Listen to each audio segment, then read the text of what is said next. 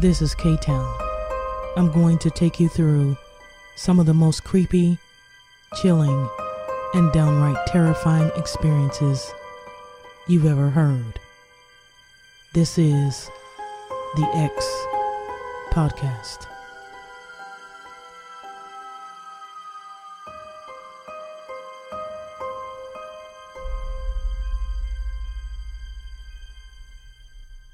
A serial killer is one who has committed at least 3 murders, usually over a span of time that can range from 1 week to years.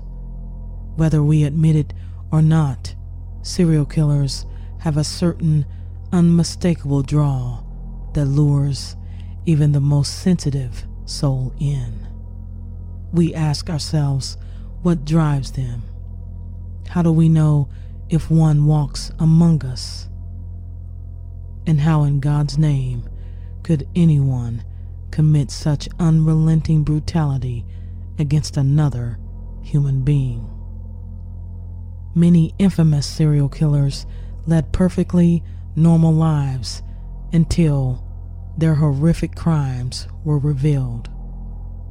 Many of them have mental issues, of course, but can also be well-spoken and frank with investigators after their crimes are found out. This is when the really creepy stuff comes out.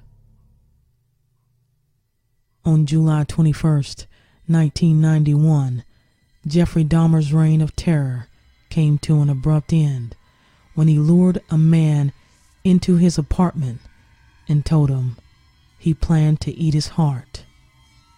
The man escaped Dahmer's home and flagged down 2 Milwaukee police officers.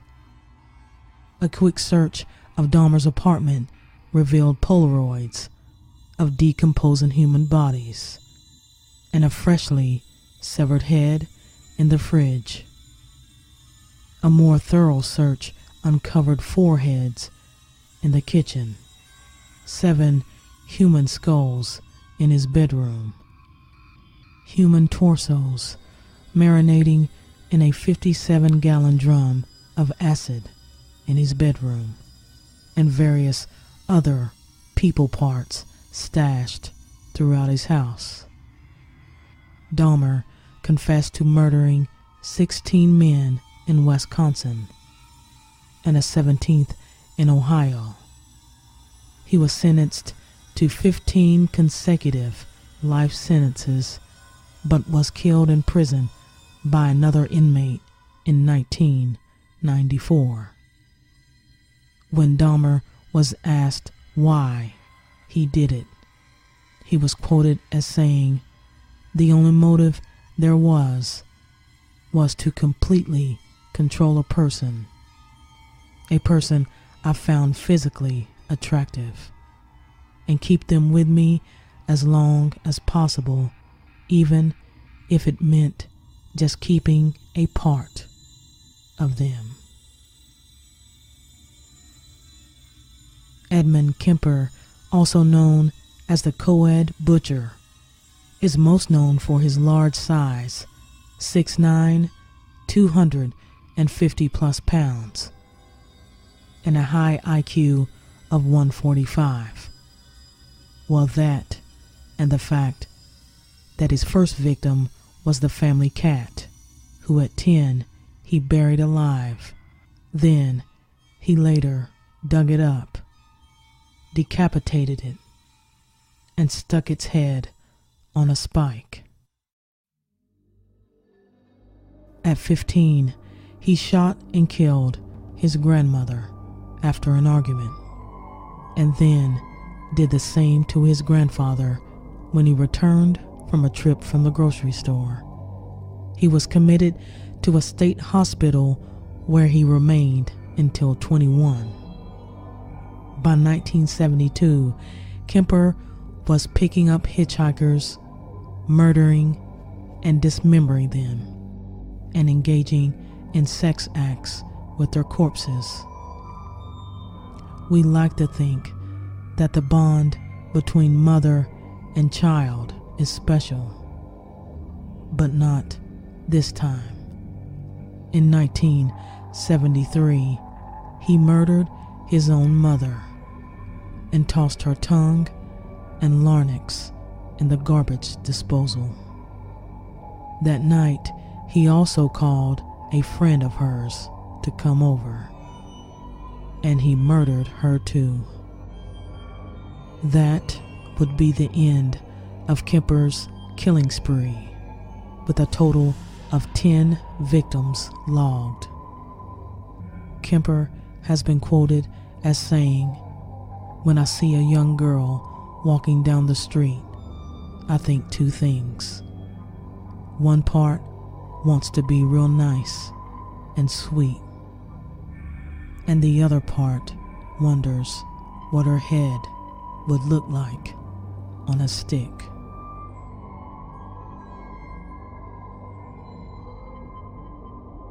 John Wayne Gacy was on a murdering spree like nothing the country has ever seen from 1972 to 1978. He raped and murdered at least 33 boys and young men, and buried 26 in his own crawl space. In 1975, Gacy began performing as Pogo the Clown at fundraisers and parties, saying dressing up as a clown allowed him to regress into childhood.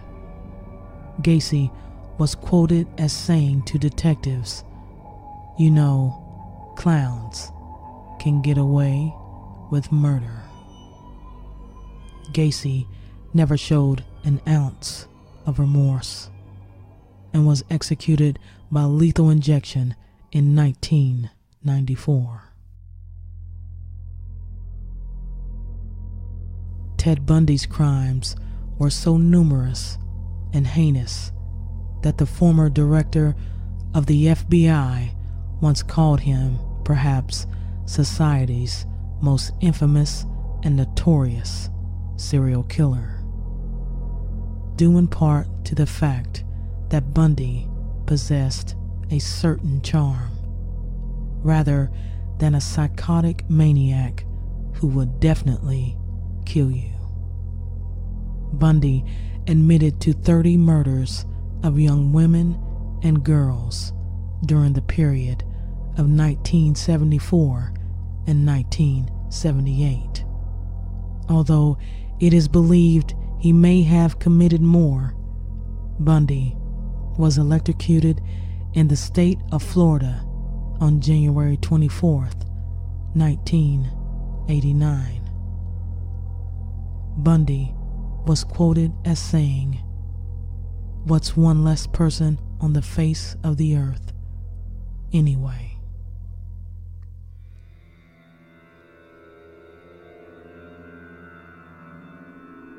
Gary Ridgway was another one of those normal guys who you wouldn't look twice at if he were sitting on a bar stool next to you.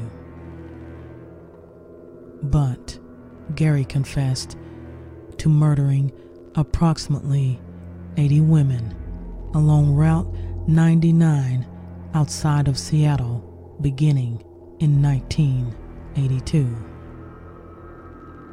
He said he tried to make the murders slightly more pleasant for the victims, saying, "I will talk to her and get her mind off anything she was nervous about. And she thinks, oh, this guy cares," which I didn't. I just want to get her in the car and eventually kill her. He wasn't caught until 2001 when DNA testing connected him to several victims.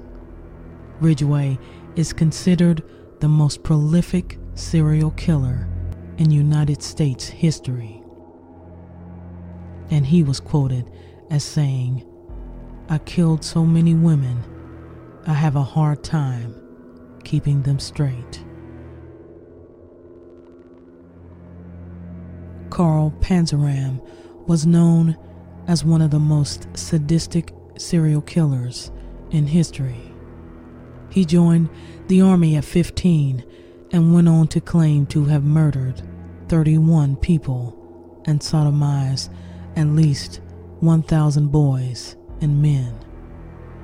He started his career as a murdering psychopath in 1920. He would lure drunken sailors in New York to his yacht, rape them, shoot them in the head, and then toss them in the Long Island Sound. To hear him tell it, he killed 10 men in this manner.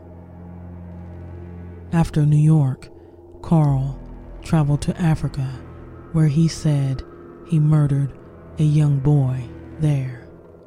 He went on to say he raped and killed at least 5 more young boys between Connecticut and Washington, D.C.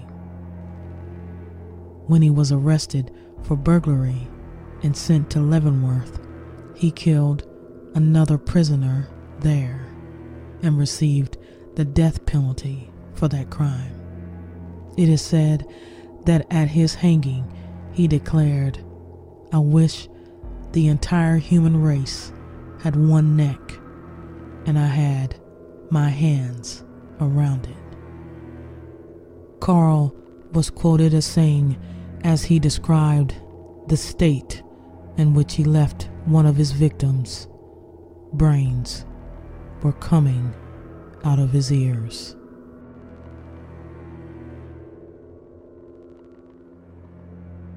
I will have more of these chilling tales for you next week.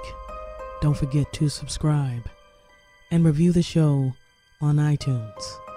This is the X Podcast.